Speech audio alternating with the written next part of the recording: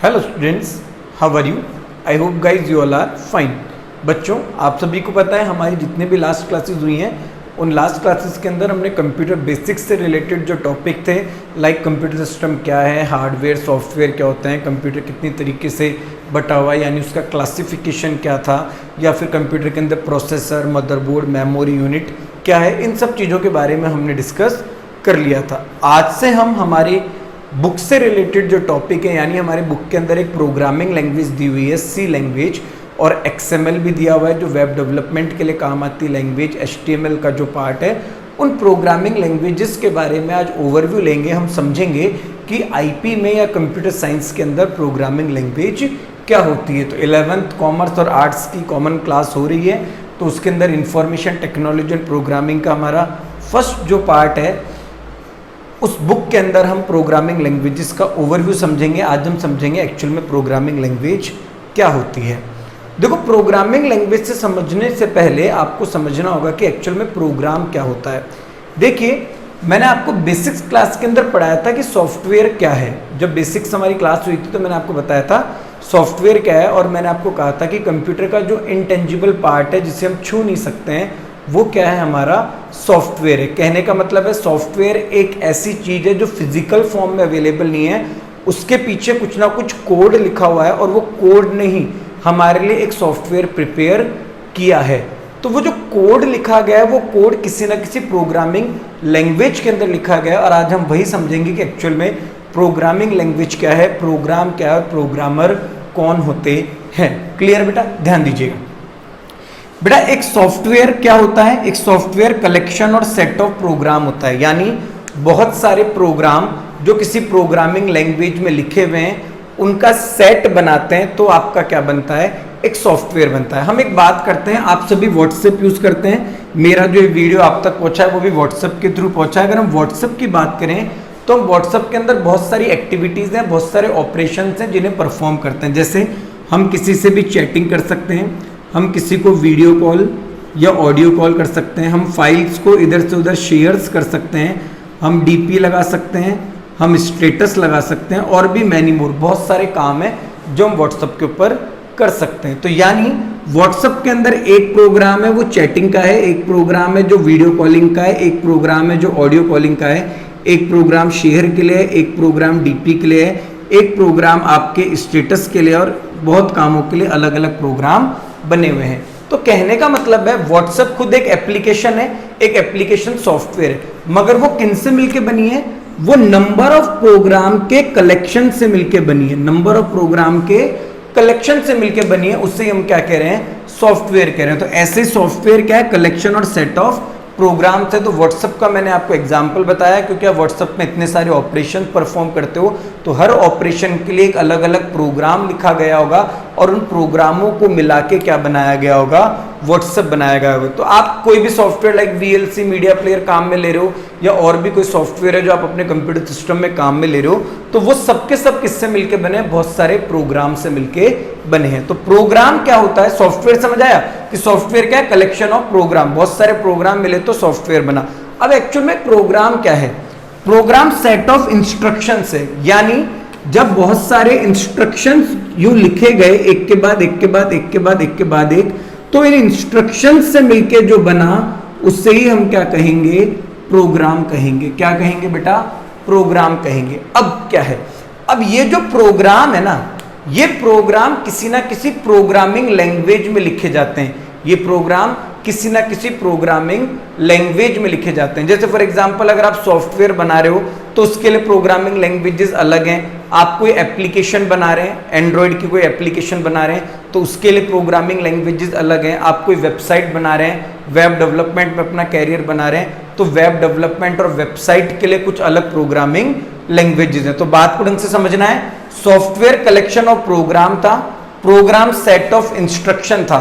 अब ये programme set of instruction तो था, मगर ये प्रोग्राम बने किसकी मदद से है, प्रोग्रामों को लिखा किसमें गया है, तो प्रोग्रामों को लिखा गया है किसी ना किसी प्रोग्रामिंग लैंग्वेज में। तो एक्चुअल में प्रोग्रामिंग लैंग्वेज क्या है, प्रोग्रामिंग लैंग्वेज के अंदर बहुत सी ऐसी लैंग्वेज आती है जिनकी हेल्प से एक सॉफ्टवेयर डेवलपर, एक वेब डेवलपर किसी प्रोग्राम को क्रिएट करता है और उन प्रोग्राम को क्रिएट करने के बाद किसी ना किसी सॉफ्टवेयर को या वेबसाइट को या एप्लीकेशन एक्सेट्रा चीजों को वो डेवलप करता है। क्लियर है।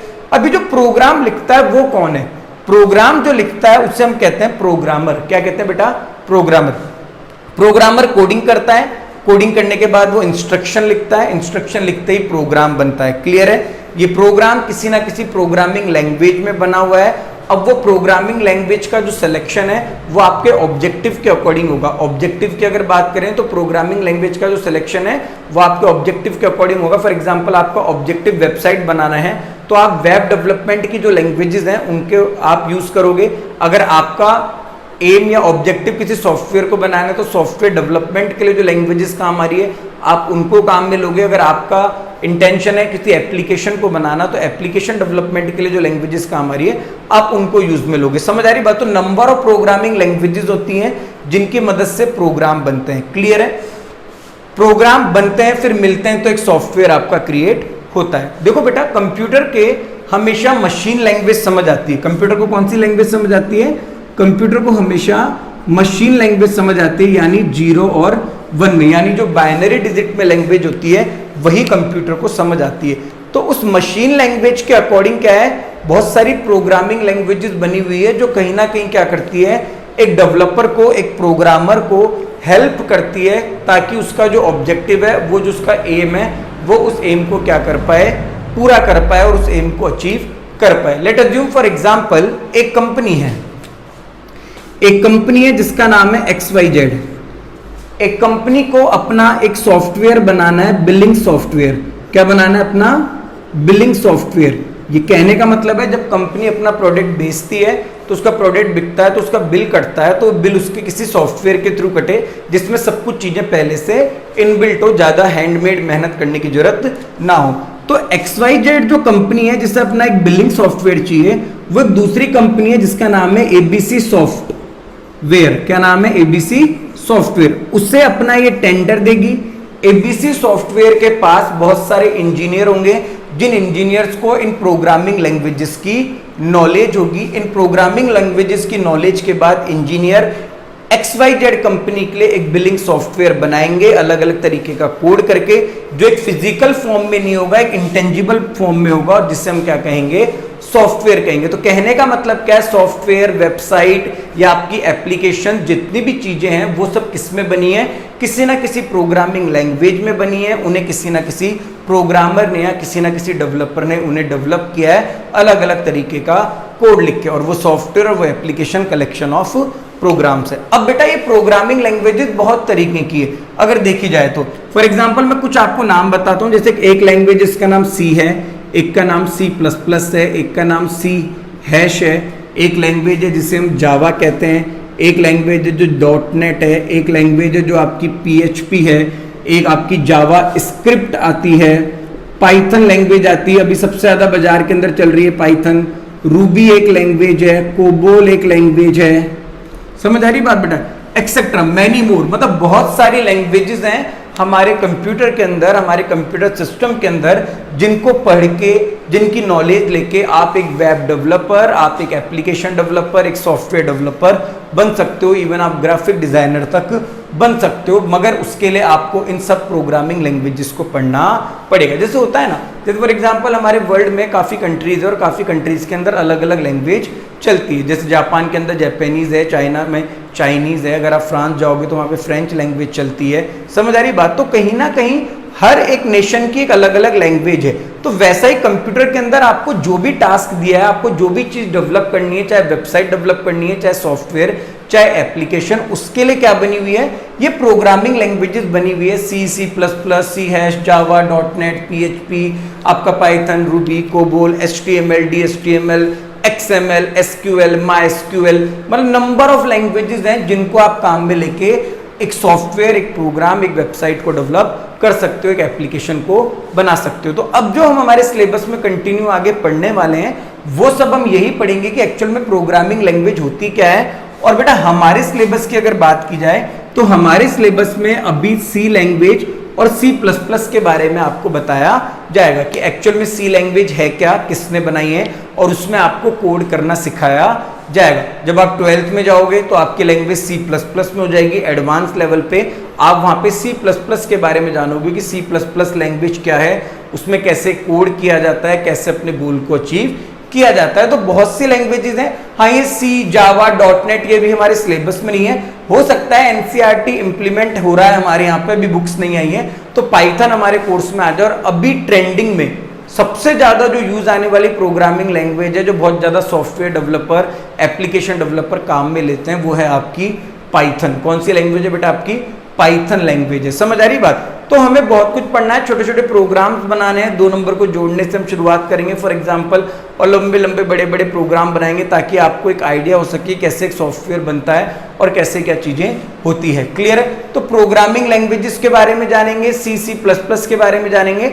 नेक्स्ट जो हमारी क्लास होगी वहां से हम थोड़ा बहुत प्रोग्रामिंग लैंग्वेज को और एक्सप्लेन के अंदर देखेंगे, और सी के कुछ बेसिक टर्म्स हैं, कुछ बेसिक नॉर्म्स हैं सी लैंग्वेज के, उन सबको पढ़ना यहाँ पे शुरू करेंगे। तो आई होप गाइस कि आपको प्रोग्रामिंग लैंग्वेज समझ आया होगा। C++, जावा, इनके बारे में हम आगे पढ़ेंगे। आपको समझ आया होगा सॉफ्टवेयर कलेक्शन ऑफ प्रोग्राम है, प्रोग्राम सेट ऑफ इंस्ट्रक्शन है। प्रोग्राम कौन लिखता है? प्रोग्रामर लिखता है। वो कब लिख पाता है? जब उसे पर्टिकुलर लैंग्वेजेस की क्या होती है, प्रोग्रामिंग लैंग्वेजेस की नॉलेज होती है। और जब वो प्रोग्राम करता है तो प्रोग्राम मिलके क्या बनाता है? आपका सॉफ्टवेयर बनाता है, जो कि एक इंटेंजिबल पार्ट है। तो आपको ये प्रोग्रामिंग लैंग्वेजेस ही आप सीख पाओगे ना जब भी आप कंप्यूटर फील्ड के अंदर आगे अपने लिए कैरियर अपॉर्चुनिटीज क्रिएट कर पाओगे। और C++ का आना बहुत जरूरी है, मदर लैंग्वेज है। इनके बिना जो मैंने नाम लिखे हैं जितनी लैंग्वेजों के, ये नहीं आती आसानी से, थोड़ी डिफिकल्टी होती है। तो आप हमेशा जब भी पढ़ते हो तो आपको पहले C और C++ इसलिए ही पढ़ाया जाता है। ओके स्टूडेंट, नेक्स्ट क्लास में इसको एक्सप्लेनेशन के साथ पढ़ते हैं। आई होप आप सभी को समझ आया होगा। Thank you students.